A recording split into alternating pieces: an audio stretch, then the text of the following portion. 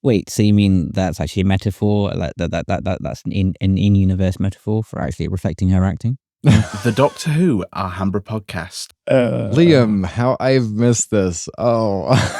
Real Doctor Who fans with real Doctor Who opinions. Oh, dear. All right. Hello and welcome to the Doctor Who Alhambra Podcast, a podcast dedicated to discussing all things Doctor Who, Big Finish, and other science fiction stuff. This year is the 10-year anniversary, actually the 11th year anniversary. So because we're doing this not on the 10-year, what good time to do a review of a 61st release from Big Finish.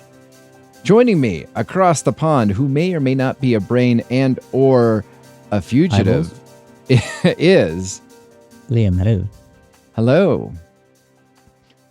All right. It's been a while. Mm-hmm. Yep. As date of recording, the 8th of December, we are super close to the Christmas special, Joy to the World. Do you know the weird thing about this is, and I'm curious what your thoughts are.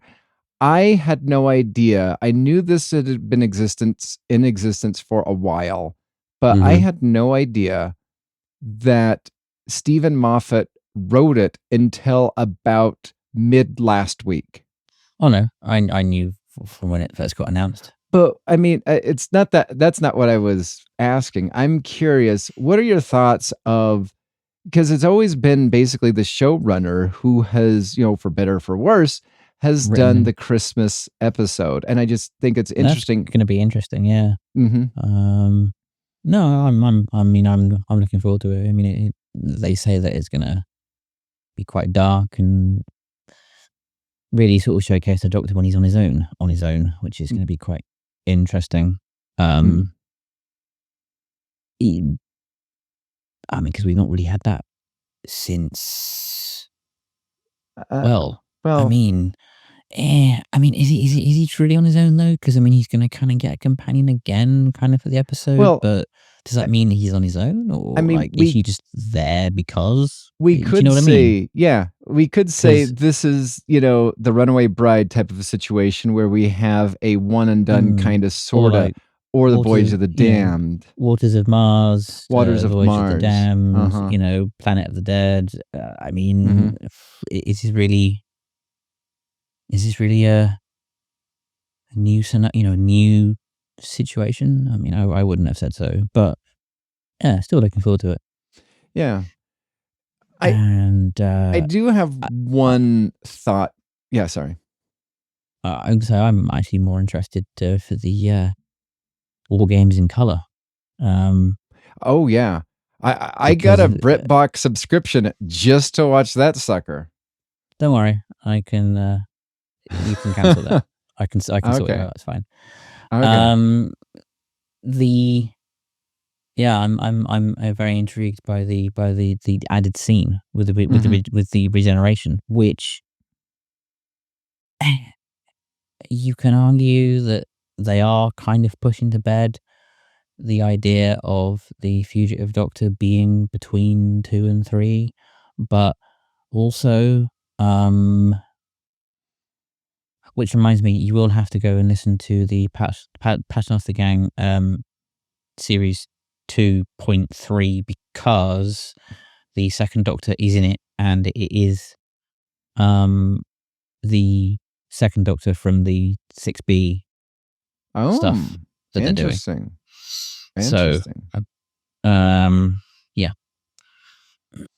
So it's going to be very interesting because they obviously say in the press release that it's never seen before released footage.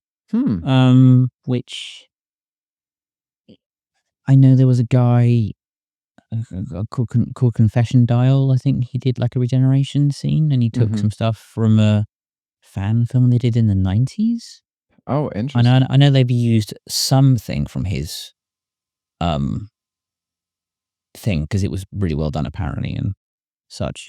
But according to the press release, it's new footage. and it's unreleased. So, because I always thought, when I spoke to Derek Sherwin, the showrunner at the time, that Wow. That was a long time. Was that Hooverville that you went to? It was. Yeah. Because I asked him about the war game scene, and he said that they left it vague and, open ended for, purposeful, but he never mentioned anything about actually recording the regeneration scene. So I didn't know that there had been one. So, like, I do wonder why that never got put in, or what the reason was for that. So that was it's going to be quite interesting to see. Yeah, what are your thoughts on? I'm very excited for this war game because first off, we're taking a 10-part story and we're condensing the crap down to about 90-ish minutes or 80 something. What is it? It's where is it? Where's the article? It is 90 minutes. 90 minutes. That's what I thought it was. Yeah. So we're taking a 10-part 255-minute episode story. And condensing it down to 90. Which, I mean, if it was any other story, I'd be like, don't know how I feel about that. But it's the war games, and it was like a lot of rinse and repeat, I thought. I mean, I do need to go and watch it again. But it's a long-ass story. Well, it's interesting because I was watching the colorized version of the Daleks. I picked that up on a Blu-ray just a little while ago. What was that? People seem to hate it for whatever reason. You know what? I think it's interesting because I don't. It was not meant to be shot in color, and so I think that's the struggle with everything. Is it was meant to be shot in black and white, which it distorts. Leave it. Like, just leave. I mean, I get it. I get it. It's this whole Gen Z people can't seem to handle more than, longer than 10-minute videos for whatever reason, and attention spans are apparently shorter, and, kids' programs are just ridiculous now. Like, you used to come back from school and sit down and watch a half an hour long program. Now it's like 5 minutes. I mean, that's purely, I think, our fault with social media and phones. I think, and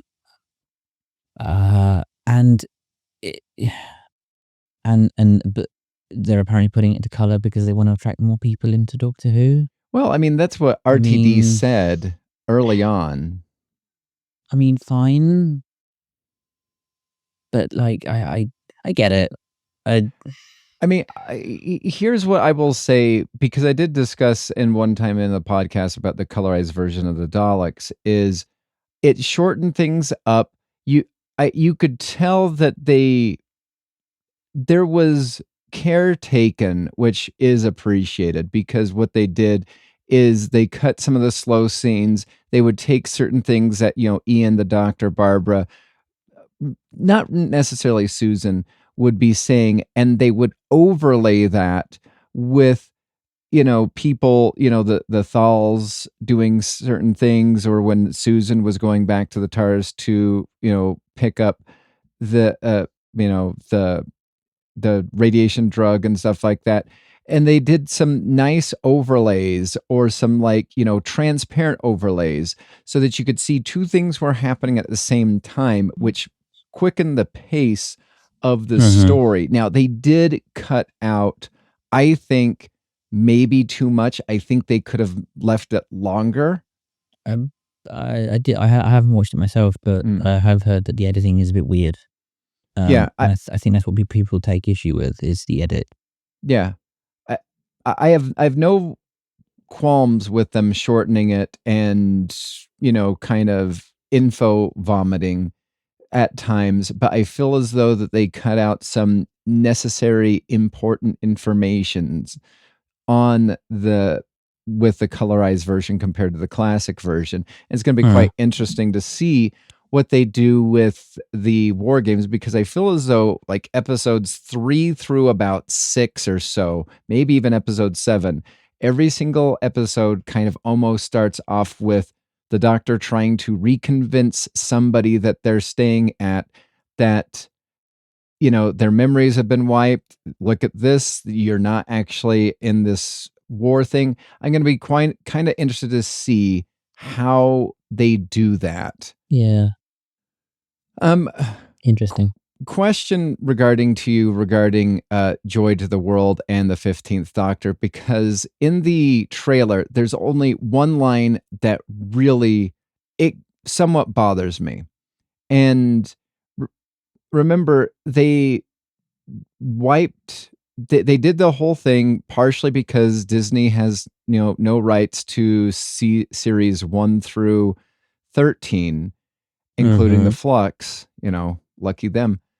But they have the 3 specials, and then obviously season 1 or series 14, however you'd like to go over it.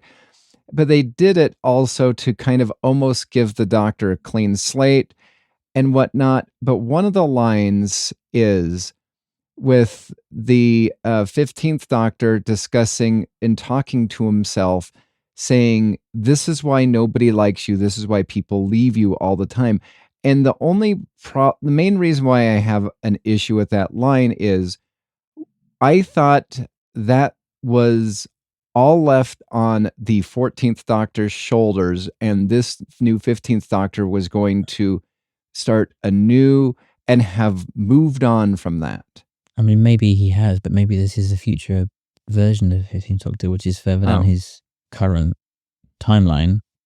So maybe there's stuff that goes on that could, you know, bring that back or cause more of that, you know, more of that thing to happen. I don't know. I mean, but I want to see a darker Doctor anyway. Like I want to see a darker Ncuti. Oh, so no, like I told you, I think beside the 10th Doctor is the best modern Doctor, period, full stop. The Capaldi Doctor, had the writing, like we said in previous podcasts, had the writing been a tad bit more consistent, I really like the darkness of the 12th Doctor as portrayed by Peter Capaldi. I mean, I did, but I also liked him in season 10 as well. He was a bit more grandfatherly, so he really did sort of portray kind of the former and latter ends of Hartnell. Like, I think he encapsulated his kind of progression quite well. Personally, not so much with like Clara from like season 8 onwards, but I think season 8. 7 was the end of the Matt Smith era. No, sorry. So it would be season 9, I guess. Then, I didn't really like Capaldi was okay in season 9, but he was a bit sort of like and couldn't really be bothered with Clara much, which is fine. When we got the whole Danny Pink, you know, throwing a fit type situation that was occurring, that and then we had Kill the Moon, and oh my god, just like anyway. But I think Capaldi, like I said, I think encapsulated Hartnell quite well from season 8 and then season 10. And if they just stuck with him being a bit darker again in season 9 and then slowly transitioning to how he was in season 10, I think that would have been a perfect era. Yeah. Because you get that progression of being,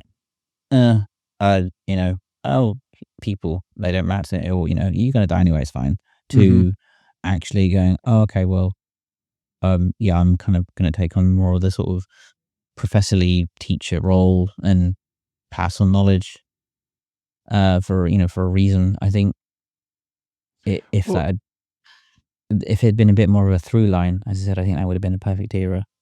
Well, and I believe you sent a good article about Peter Capaldi explains why he won't return to Doctor Who anytime soon. And I've seen certain things where people are like, now this is the Doctor that we've been, we had we need Tom Baker to return. Then it was, we need Christopher Eccleston to return. I was in the massive Chris Eccleston will never return, period, full stop. You were like, come on, Brett, he's coming back. Just give it time. He's coming back. And I think we will be giving him time. I think it's going to probably be, I would say, not within the next 5 years. I could say beyond 5 years, 2030. Yeah, maybe 10. But I mean, he's getting on, isn't he? So, I mean, I think if he does, his career is probably going to be for a short stint. But he doesn't like audio drama. He doesn't rate it as a medium. So that's the only reason I think why he won't come back. Well, but I honestly firmly believe that Chris Eccleston also didn't like audio drama. Like I said in previous podcasts also, that I really didn't feel as though Chris Eccleston did a good job within, obviously, episode 1. When he was just talking to himself, he was fantastic. He was spot on. But when he had to interact with somebody who, it was just flat to me. And, I mean, Ravagers wasn't a good box set. No.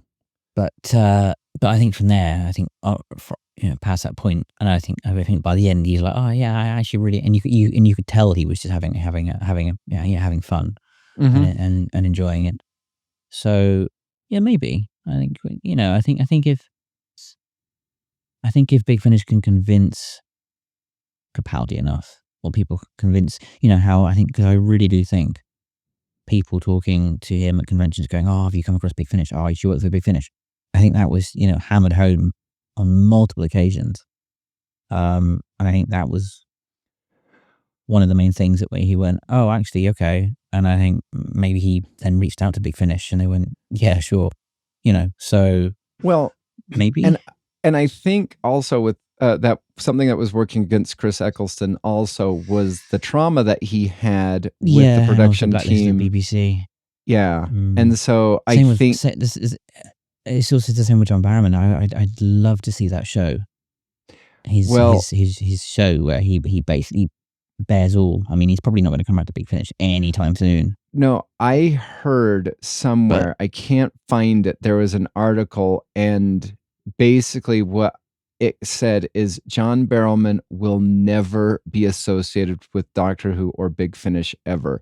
And it was from a legitimate source. It wasn't some guy's blog or something like that. No, you're speculating on it. Yeah, right. Yeah.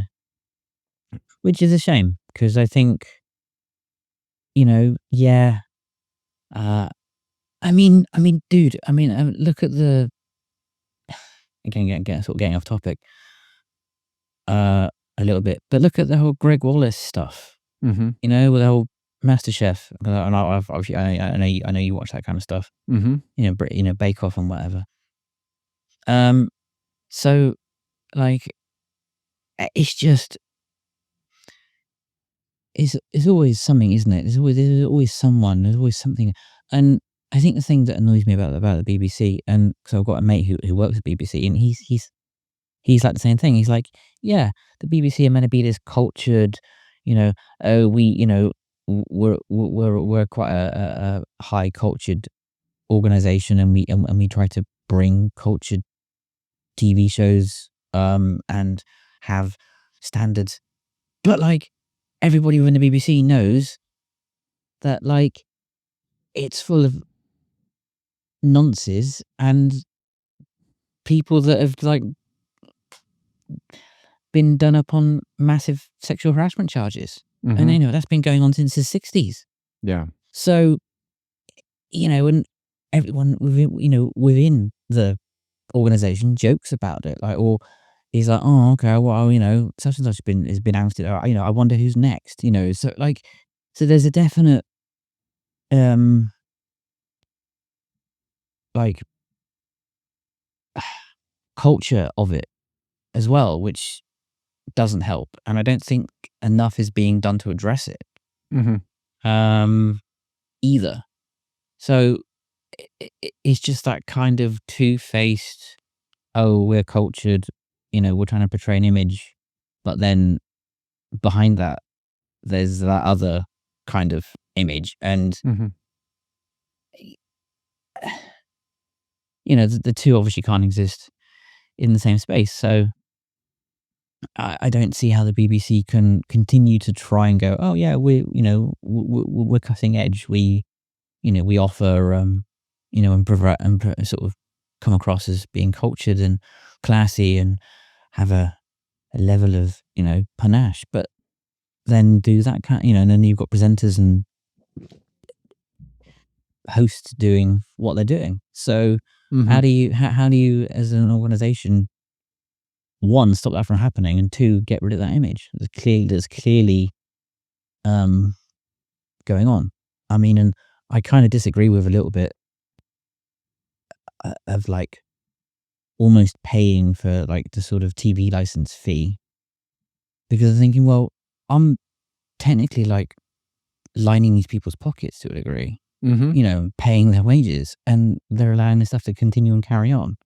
Do you know what I mean? Oh, definitely. So, it, I don't know. It's a weird one. Mhm. I do think not just the BBC in general, but I think TV broadcasters should be held more accountable for that kind of stuff.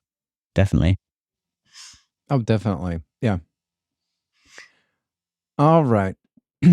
So so I saw your message on the Facebook group. I listened to the Which one? The one about the what's in feature debacle uh-huh. again? Yeah, about the once in future. Like all I'll Uh, tell you is oh yeah, yeah. actually before I do that, I'm gonna tease something that will be a future podcast, but just to let everybody know, I tried to weasel myself back into the Big Finish listeners group because not only did I get, How did you not get removed. in? How did you not get Okay, in? so just 1 second. So not only did my account, my personal Facebook account get removed, I'm also blocked. Like if I search Big Finish listeners on Facebook, it doesn't come up.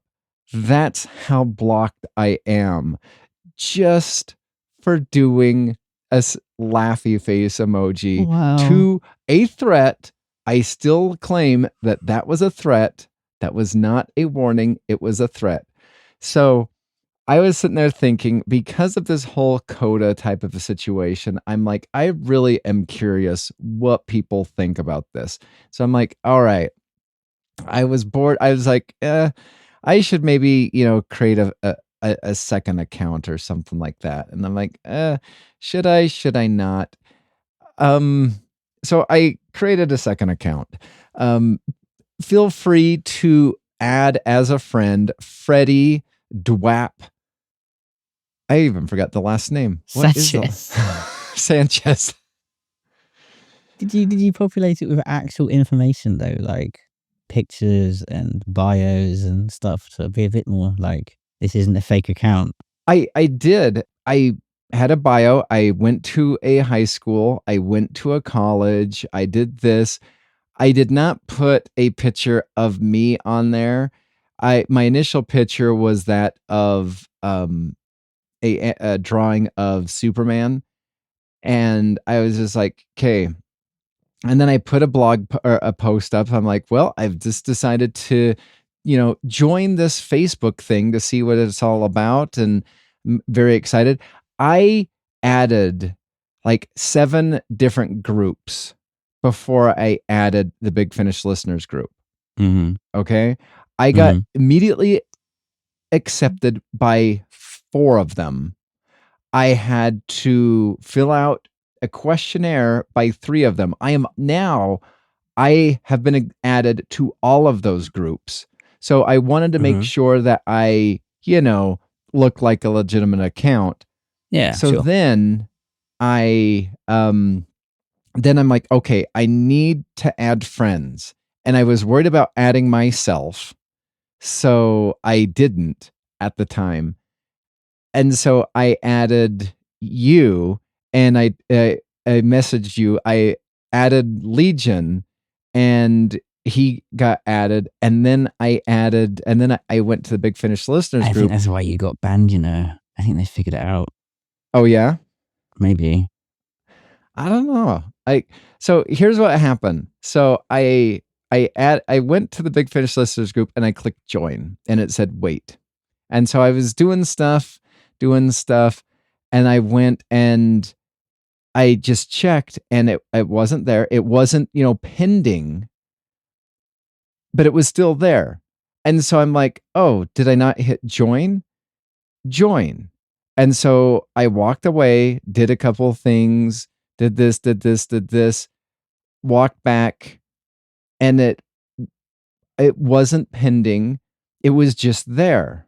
So I clicked join. And then I, walked away for about an hour, came back, refreshed the whole page, and it wasn't pending. It was just there. And so I clicked join. So then I don't do anything for a while, come back. That account is now blocked by the Big Finish listeners group. Wow. That's ridiculous. Like, why? What is their problem? I mean, let's face it, we guarantee that there's been zero discussion on the Once and Future debacle because they shut it right down from day one. Mm-hmm. So, I don't know. I mean, I don't think anyone posts in that group anymore. I don't. In fact, I'm kind of curious if the admin, the only person who could probably answer that question is Legion, because he's still, I believe, a member of that group. And I think in one of the chats I asked him, like, what's the Big Finish listeners group saying? And I think he's just like, nothing. Like, I think the everyone's admin moved over to the. I think everyone's moved over to the other Big Finish group, which I can't blame them for. I know, because there's actually discussions. Mm-hmm. Like, I noticed I was taking screenshots of both groups since of their roles or whatnot. Do you know one of the rules of the Big Finish audio group is you cannot, please search out previous posts. Please do not start a secondary post of something that already exists. That happens so often. All the time. Yeah, exactly. Nobody has gotten yelled at, berated. Like, you were constantly being yelled and berated at regarding the whole thing. That's why I left. I'm like, bugger this. I don't want to be in a group that I'm just going to get, I have to tiptoe around. It's like just in general, like on Reddit, like I've been posting and asking some questions and stuff on various things, and you get responses like, "Are you being a troll?" No, I'm asking a genuine question. Mm-hmm. How am I and I hate the way you now have to literally on any post you post explain yourself because for fear of trolling people. And I'm like, no, I'm just asking a genuine question. I'm not trying to cause offense. I'm not trying to piss anyone off. It's a genuine question. Do I really have to explain that in my post? And that's the situation I really hate about social media, is you now have to literally explain yourself 24/7, and you can't just post a question and respect an answer. Or if you do get answers with stuff, people are just, they've just got carte blanche to troll you. And I'm like, how is this fair? You get called out for being a troll, but then you get trolled and no one says anything or does anything about it. And I think yeah, that's also a massive problem with social media. You just you can't go on to a platform and just ask questions and just get responses back. Yeah. I think that's why I've stepped massively away from like Facebook. Anything I do post occasionally on and stuff and respond to posts on these days is Mastodon, because it's, I don't know, people I follow or the things I follow. I think there doesn't need to be as much toxicity. No. Well, The funny thing is, you mentioned that is I set up a Blue Sky account because so many people in the Doctor Who world are going to Blue Sky. Oh my word, that Blue Sky's is so bad, right? Because so toxic.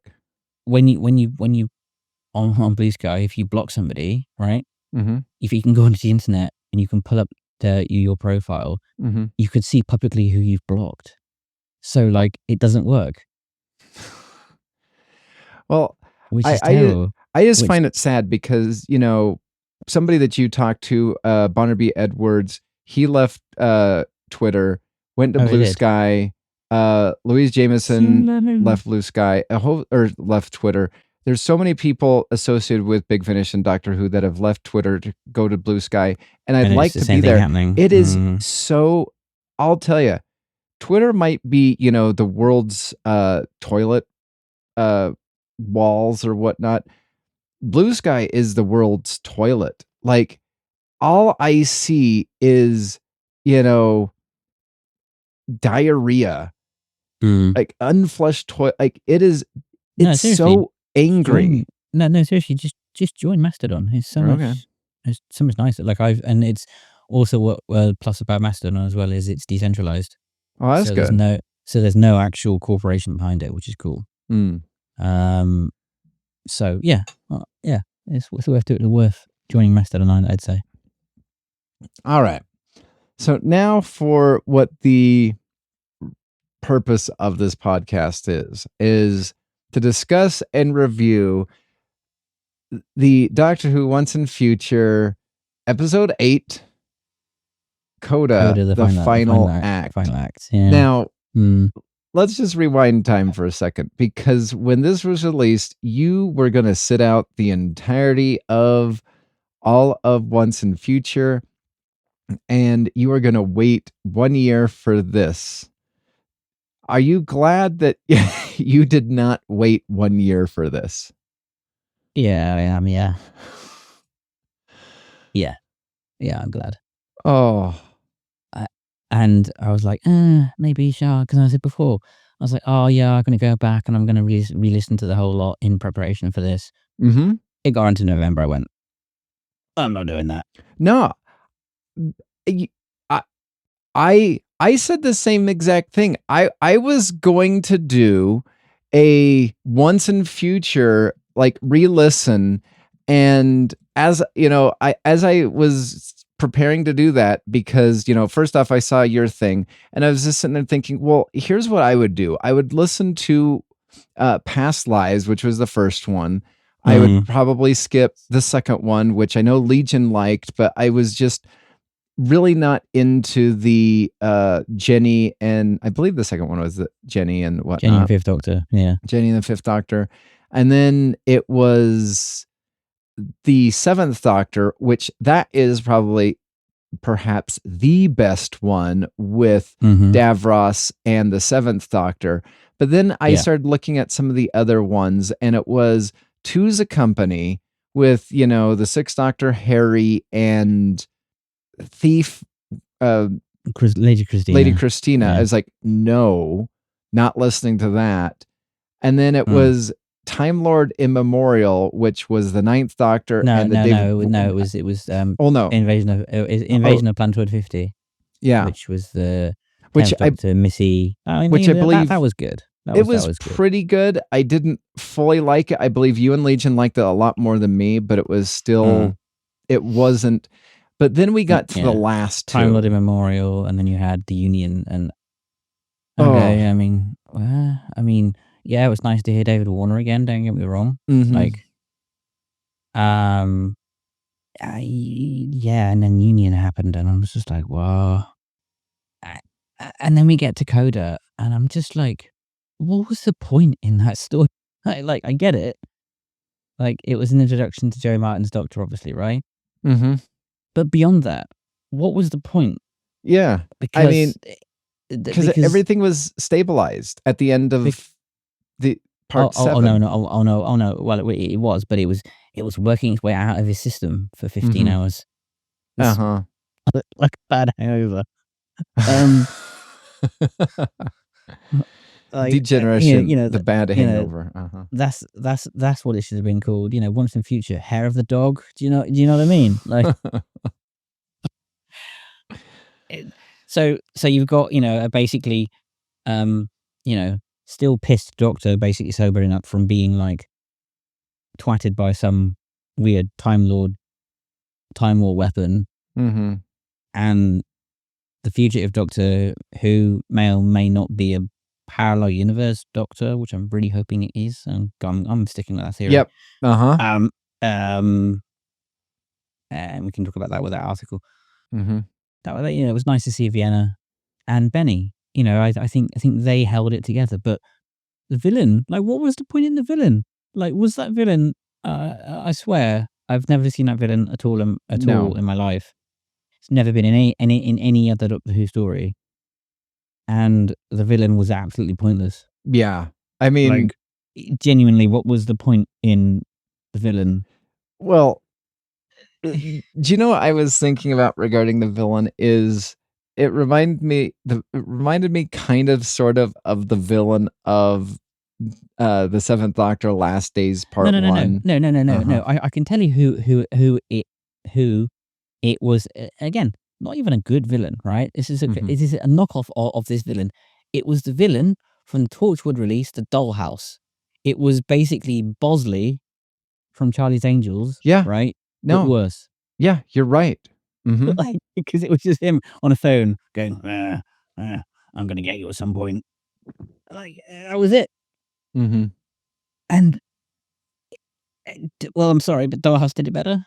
Exactly. Dollhouse did much better. So what was the point? Mm-hmm. Or have I missed something? No, because so I'm just going to read the synopsis. So it says, the Time War, dealing with the repercussions of degeneration. The Doctor has a limited window of time to evade capture, recruits old allies, wage a war, and find out what's really going on. A warrior is being hunted by a mysterious stranger in a TARDIS. A rogue agent has been assigned a mission to eliminate a dangerous foe. This is a fight between a war criminal and a fugitive, a fight between doctors.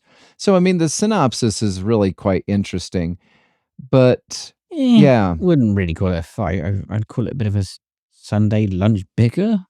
Well, and then I'll tell you, I want the Vord to be something.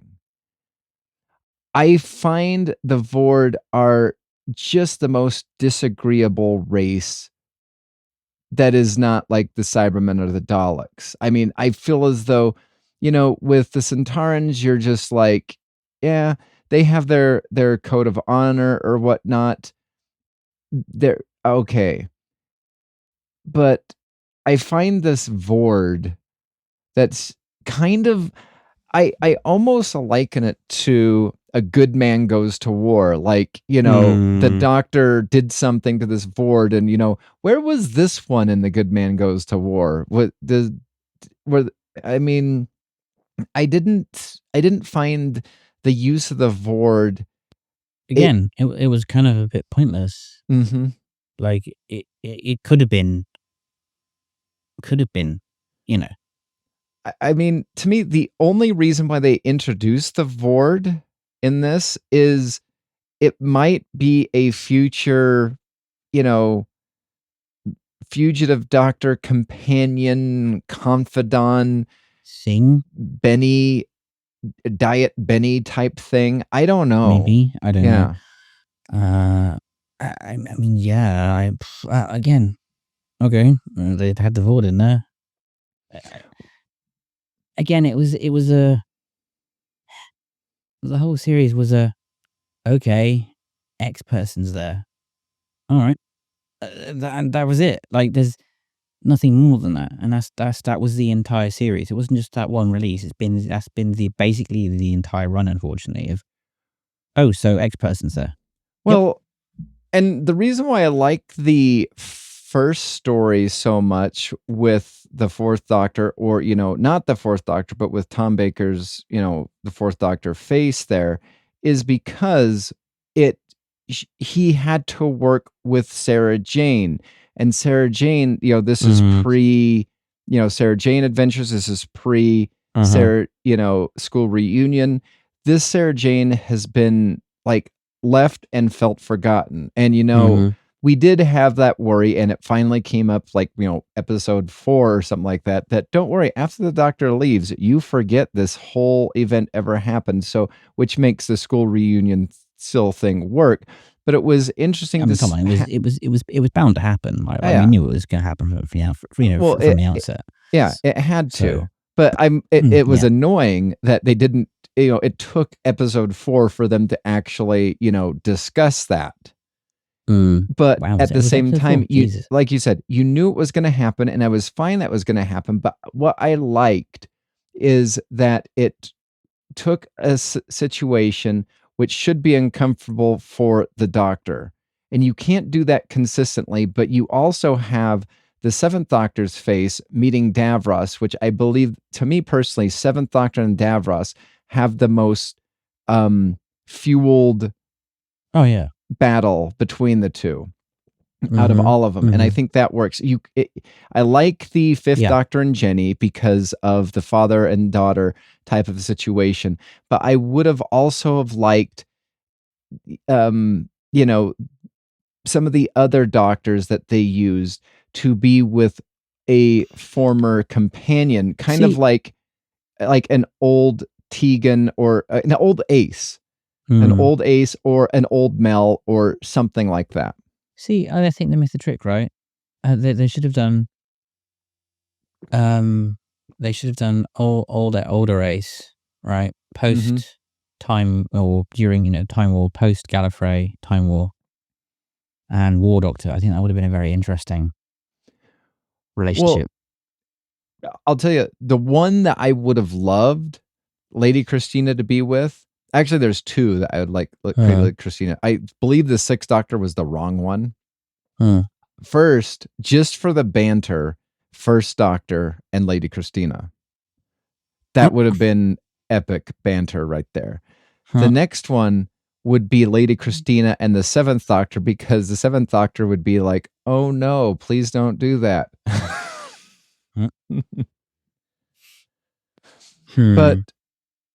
But I mean, see, if you're going to go back and listen to past lives, right? Can you hear the War Doctor's dialogue? Because I sure as hell can't. No. Which is a shame. Because I believe they leave it very open, because it happens in the battlefield. But I think what they did is I believe personally that it was the older War Doctor, the John Hurt War Doctor. And I believe that personally, the younger one that is played by Jonathan Carley, I believe this is the one that we're hearing in the Coda. So he's not necessarily back yet. And so I kind of like that, because they kind of set the stage of, this is the War Doctor. This is, we're getting really close to the, 50th anniversary episode and whatnot. And now we're going to be at Jonathan Carley, who's eventually going to age into what? Into John Hurt, yeah. Yeah. Or has maybe already aged, but, speaking of doctors and the Seventh Doctor, what are your thoughts on Sarah Griffiths coming back as the companion from Delta and the Bannerman?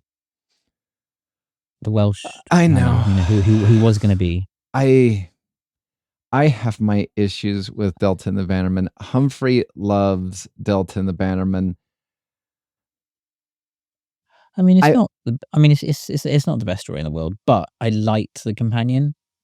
So I mean, I'm going to be interested to see if they bring her back for more stories, because I'd like her to. Because I don't think she's done anything for Big Finish. No. So I'm glad that they've got her back, because I always thought she was a bit of a missed opportunity, really. My only concern for that is what we got when we got Mags back for the trilogy with the Seventh Doctor. It was like, this is a good thing. Hey, remember, she could be a good companion. And those stories, like, they They were did weird. a They were weird horrible stories. face plant. They Like, were weird stories. when we did the best of, worst of, from, this range to this range, those three were in the top, I believe, out of the top 10. I believe two of them were the 1 and 2, and then one of them was like number 4 on the worst stories of that range. That list, yeah. And so sometimes it's one of those, do we do it because it's we're doing shout outs to the classic series and just kind of get the feel goods from the member berries, or are we, I mean, I think it's a fine edge, and Big Finish generally does a really good job of doing classic, but doing classic and also kind of bringing back old things and making them new, or bringing them back to the forefront of your mind really good. But the ones that don't work, and they don't work well. No, that's true. But no, I'm personally quite looking forward to that. It should be quite an interesting thing, because it's obvious that she had, that she could act and she had the potential. So I don't, because it was just, you can see from the story how it was written. She was quite heavily featured. So, I don't know. I think it could be interesting, but all right, we'll see when it comes out. Yeah. So Once and Future Final Act. So on the timescales, as voted in by fans, has an average rating of 5.3. Yeah, I'd say that's about right. Yeah. I believe that this is probably one of the worst Once and Futures. I mean, it wasn't bad, but it wasn't great either. 5 I think is a fair rating. It was just average. I mean, yeah. What do you think to Jo Martin? I will tell you, she's probably not done audio. I don't know if she has done audio in the past, but at the very beginning, she was wooden. Like, it was like, oh dear, this is not good. And I feel as though later on, she actually wasn't reading words into a microphone. She was actually acting. But when we first meet her at the very beginning, and I don't know if they, recorded it from the very beginning to the very end, like, probably not in Big Finish, because they don't tend to do that, do they really? It's rare that they do that. So, but the very first opening parts where we meet, the fugitive doctor, the acting is so wooden. And it's interesting because I was looking at the Facebook group, and it said somebody on the 1st of December, they said, what did everybody think of the final part of Once and Future ? And I haven't finished it despite 2 attempts, as I got bored. I'll try listening again from the beginning one more time. And I'll tell you, I think that sentiment popped up a lot. Some people were like, I'm very excited for her own series, but you also have, I'm still not convinced. I finally got through it and it was okay. And then you had really enjoyed it. The War Doctor going up against the Fugitive Doctor, being manipulated. I thought it was all right. And you said, not been fully keen on Once and Future Reign. However, I think this was the best. Whoa. This is the best story since the Two's Company. Whew. That wasn't me. No, that's not you. Then there's somebody who put a whole bunch of Z's on it. And then for some reason, some people on the group are waiting for the CDs to arrive, and they're going to listen to it on the. Good luck with that one. Either that or they're just being tongue in cheek and saying that, No, I think they're being genuine about that one. I think they are too. I think they are too. Because obviously we've not discussed that, have we? We said we have it's not. been more of a debacle, but yeah. Let's see. And then it says, still no explanation to the fugitive doctor. I thought you guys would have done so. I disagree with this one. Still no explanation as to what the fugitive doctor is. I thought you guys would have done something to correct Chibnall's fumble. I think we're gonna maybe get that in the series. That's the point of her series. I think we're gonna get that as part of the series, and if because it's gonna be because I was listening to some of our older podcasts and we were talking about the excitement for RTD Part 2, and you made comments and quoted a line that RTD said at one point in time where they're hoping that the Big Finish and the series will connect closer than before. And even if that doesn't happen, I would like, if RTD does not take up the, making sense of the Joe Martin Doctor, I would love it to be like, Big Finish has my blessing, do it. And then I might throw in a line that references what you did. That would be what I would be for. If we're not going to get it in the new series, I would prefer them to just Big Finish to do it. Yeah. Yeah. But and then on the timescales, this is what we got from one of the reviewers. An ending of sorts. Is it worth it? I'd say no. For $12, you can get much better audios. And I'm like, you're not wrong.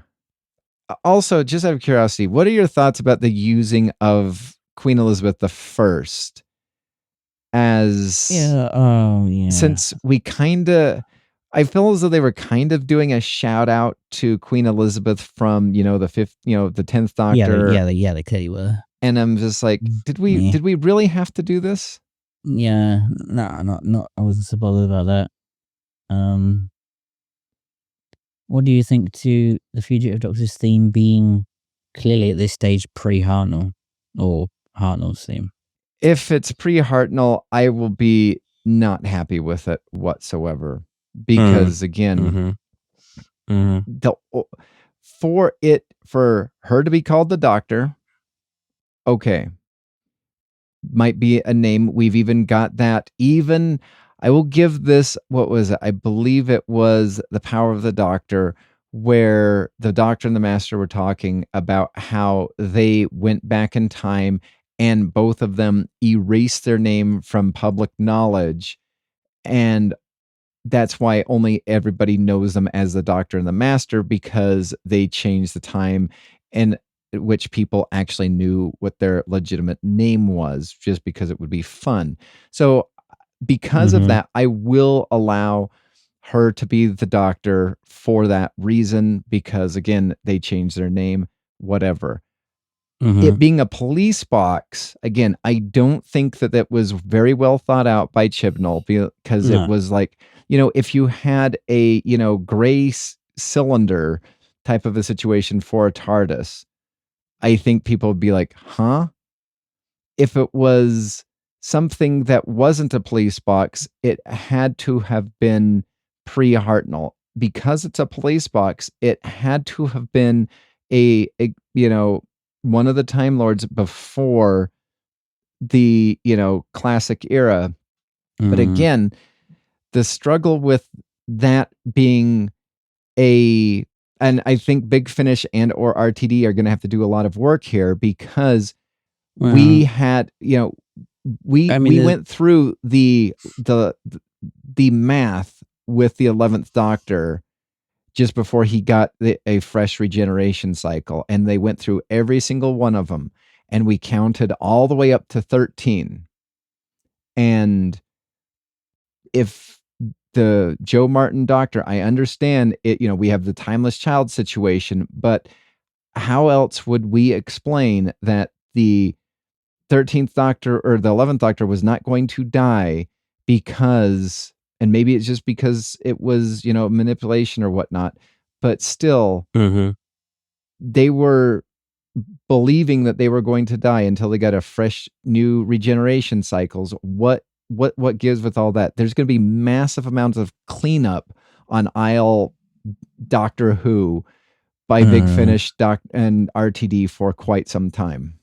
Yeah, I mean, let's face it. So at that point, the regeneration cycle that was given was pointless because he was going to regenerate anyway because he's the timeless child. So like, okay. I mean, and you can argue that the Time Lords didn't know, those particular Time Lords didn't know, so they gave him one thinking that it would work. You know what I mean? Either that or they did it to hide the fact of what they did because they couldn't allow him to know that he was a timeless child. So yeah, all that. So either way, I guess it kind of works. But I mean, you can argue with the police box. You can say, well, maybe she didn't have the police box, and she sort of like pops, so she goes back from her future and plants the police box, you know what I mean, in her past to then make sure the police box is there for her to then, be there, and then, you know what I mean? I think that's the only way that can work. With like, time hopping and stuff and going down her timeline. And obviously, you can say retroactively that I can't believe I'm justifying the bloody timeless child bloody storyline. The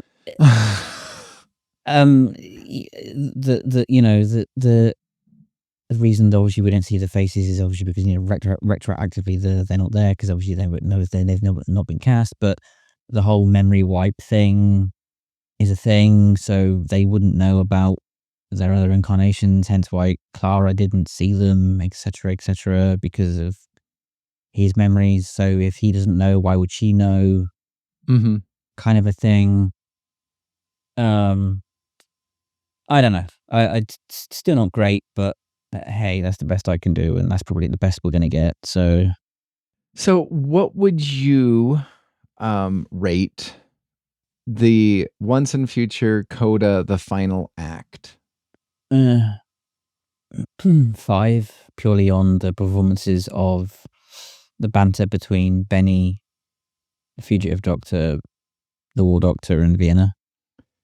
Yeah, I mean, I will tell you, I think Benny's performance was the safety of the whole thing. Like, she did I wish Vienna had been in it more. I think she should have had a bigger role, but I appreciated the War Doctor and the Fugitive Doctor having this second, third Doctor feud, which I do appreciate too. But you're right. It's a 5. It's average. I could even say go as low as 4.5, just slightly below average. Yeah. Just because of, again, I think, and again, there was an article that I was reading the other day that did a full review about season 14, which was, and they prefaced it by saying, well, for better or for worse, this is better than the Chibnall era because it is not as divisive as the Chibnall era. No.